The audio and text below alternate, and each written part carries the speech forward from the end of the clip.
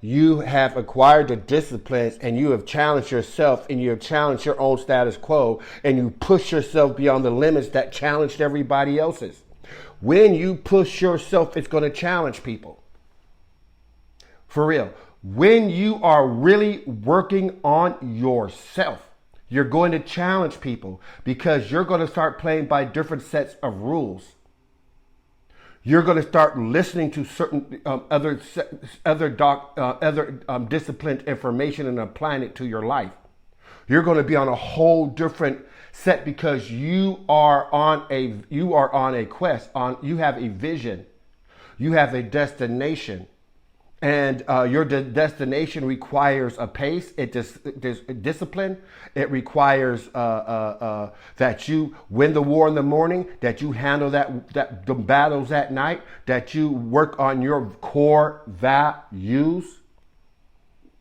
So I just need you guys to think about that. Also, we've been working on laying aside our heaps.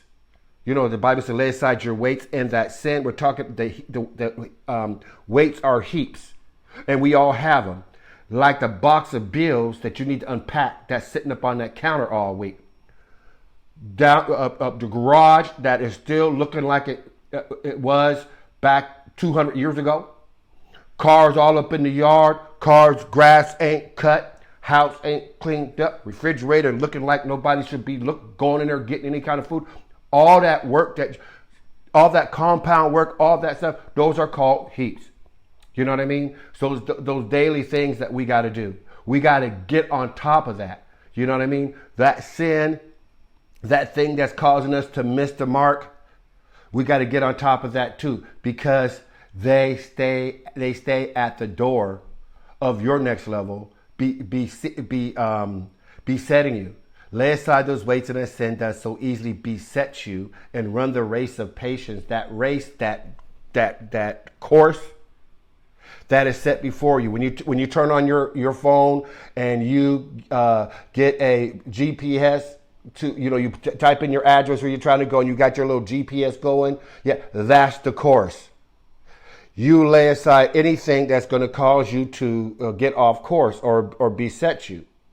So that means if you set your GPS, you have to get through all the distractions in your house and on your way to your car. Then when you're in your car, you follow that GPS and there's course and it's going to take you through certain things, So you gotta wade through all those weights, wade through all those bad habits, those funky attitudes. You know what I mean? That in mindsets that is besetting you. You gotta deal with that. You know what I mean? And you got to purge that out. But I want to say this, that there are assassins at that level, at that gate. Assassins. Their one job is to beset you. And they will attack every sense, all through your senses. Your touch, smell, sight, hearing. Yes.